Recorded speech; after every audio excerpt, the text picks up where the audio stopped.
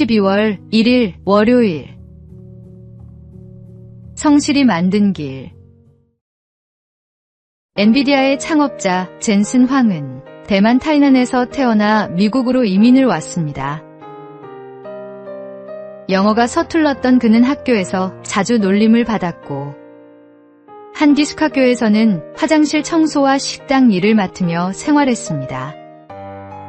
그는 나는 화장실을 닦던 학생이었고 지금은 회사를 이끄는 CEO가 되었다.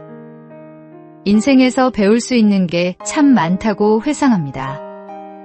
그는 대학에서 전기공학을 전공하고 반도체 회사에서 일하다가 1993년 작은 사무실에서 2명의 동료와 함께 엔비디아를 세웠습니다. 당시만 해도 그래픽 칩은 게임용 부품 정도로 여겨졌지만 이후 엔비디아는 인공지능 칩을 개발하며 세계 기술 산업의 중심에 섰습니다. 젠슨 황은 한 인터뷰에서 이렇게 말했습니다. 나는 사람들을 쉽게 포기하지 않는다. 그들이 더 나아질 수 있다고 믿기 때문이다. 작은 일에도 정직하고 사람의 가능성을 믿으며 오랫동안 같은 자리를 지켜온 그의 모습은 포기하지 않는 성실함이 얼마나 큰 힘이 되는지를 보여줍니다. 우리도 하나님께서 주신 장점이 있습니다. 그것이 기술이든 섬김이든 혹은 묵묵한 성실함이든 그 장점을 포기하지 않고 끝까지 살릴 때 하나님께서 놀라운 일을 이루십니다. 오늘의 말씀. 그런즉 너희는 먼저 그의 나라와 그의 의를 구하라. 그리하면 이 모든 것을 너희에게 더하시리라. 오늘의 만나. 하나님께서 각자에게 주신 재능은 크기가 아니라 충성도로 빛납니다. 작은 일에 성실한 사람이 큰 일에도 신실할 수 있습니다.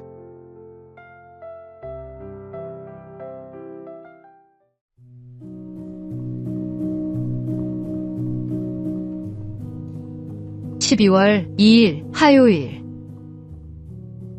창조 세계의 미소. 어느 봄날 한 사진가가 연못가에서 특별한 순간을 포착했습니다.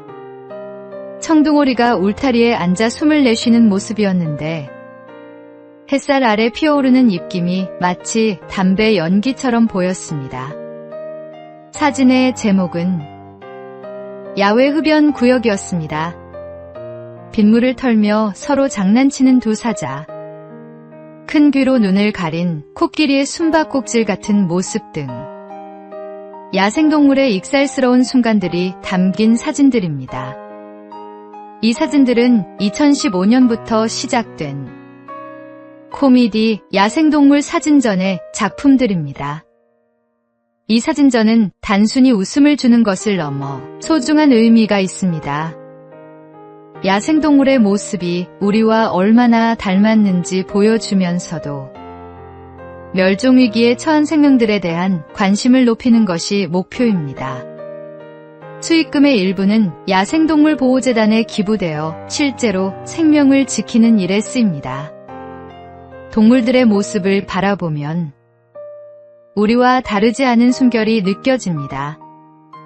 그들도 하나님께서 돌보시는 피조물이며 우리가 함께 지켜야 할 이웃입니다.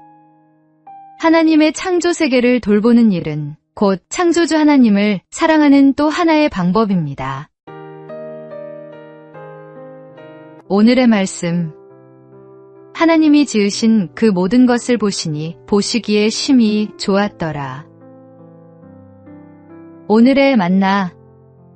하나님이 지으신 모든 생명에는 존재의 이유가 있습니다. 작은 피조물 하나에도 그분의 사랑이 담겨 있음을 기억하십시오.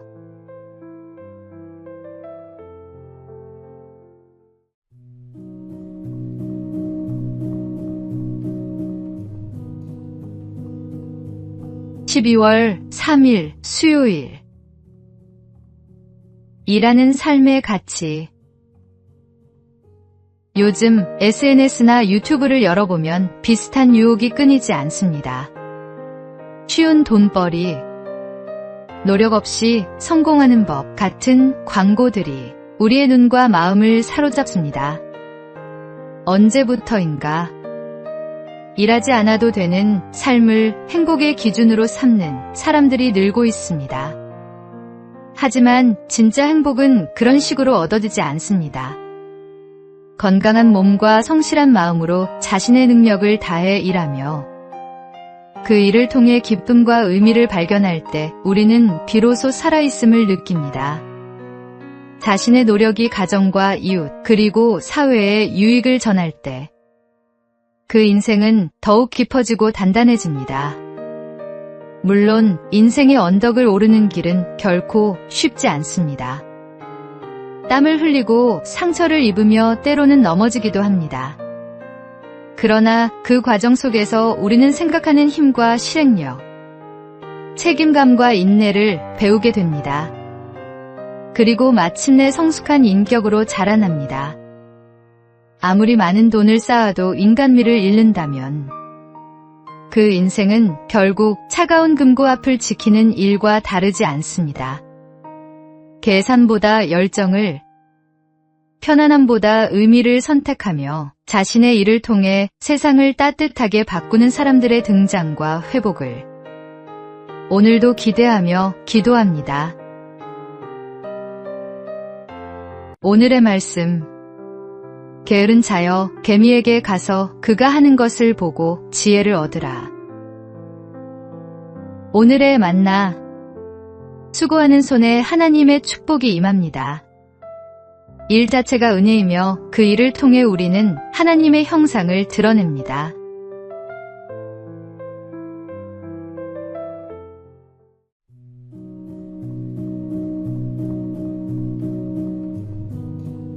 (12월 4일) 목요일. 마음을 여는 대화의 원칙. 사람과의 관계는 말 한마디에서 시작되고 그 말로 무너질 때도 있습니다. 그래서 말을 할 때는 원칙이 필요합니다. 먼저, 솔직함의 용기를 가지십시오. 진심은 언제나 통합니다. 표정과 목소리는 말보다 더 많은 것을 전합니다. 일치되지 않으면 상대는 혼란스러워집니다. 불만이 있어도 감정을 절제하십시오. 흥분된 언어는 관계를 망가뜨립니다. 사실만이 아닌 마음도 표현하십시오. 감정이 담긴 대화는 사람을 가깝게 만듭니다. 너는 이래보다는 너는 그렇게 하더라라고 말하십시오. 존재를 단정하기보다 행동을 이야기하는 것이 좋습니다. 비판이 필요할 때도 너는이 아닌 나는 이렇게 느꼈어로 시작하면 마음의 문이 열립니다. 어렵고 모호한 말보다 명확하고 따뜻한 말이 사람을 살립니다. 마지막으로 내 말을 줄이고 상대의 이야기를 들어주는 귀를 가지십시오. 그것이 존중의 시작입니다. 이 원칙을 마음에 새기면 관계는 훨씬 단단해집니다. 오늘 하루, 당신의 말이 누군가의 마음을 위로하고 세워주는 씨앗이 되길 바랍니다. 오늘의 말씀.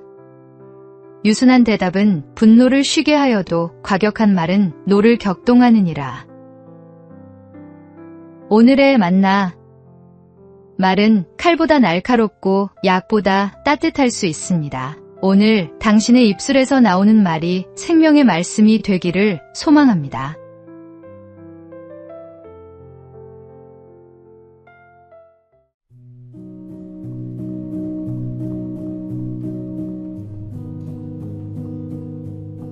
(12월 5일) 금요일. 신호를 지키는 것. 요즘 도로를 달리다 보면 빨간불을 무시하고 지나가는 차량이나 보행 신호를 기다리지 못해 뛰어드는 사람들을 자주 보게 됩니다. 한순간의 조급함이 사고로 이어지고 그 피해는 자신뿐 아니라 다른 사람의 삶까지 무너뜨립니다. 뉴욕시에서는 교통질서 의식을 조사한 결과 하루 평균 100만 대가 넘는 차량이 신호를 어긴다고 합니다. 이 통계는 단지 뉴욕의 문제가 아니라 전 세계 도시가 겪는 현실이기도 합니다. 편리함과 속도를 우선시하는 시대 속에서 잠깐이니까 괜찮겠지 하는 마음이 점점 커지고 있습니다. 그러나 신호는 단순한 규칙이 아니라 생명을 지키는 약속입니다. 주님께서 우리에게 율법을 주신 이유도 억압이 아니라 보호와 질서의 은혜를 배우게 하시기 위함입니다. 신호를 지키는 작은 행동 하나가 누군가의 생명을 그리고 우리의 신앙의 품격을 지켜줍니다.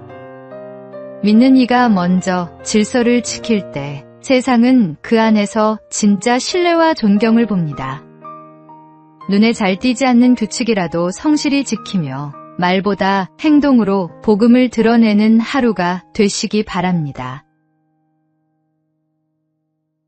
오늘의 말씀. 너는 그들로 하여금 통치자들과 권세 잡은 자들에게 복종하며 순종하며 모든 선한 일 행하기를 준비하게 하며. 오늘의 만나. 작은 규칙 하나를 지키는 성실함이 당신의 신앙을 증명합니다. 하나님은 작은 순종 속에서도 큰 신실함을 보십니다.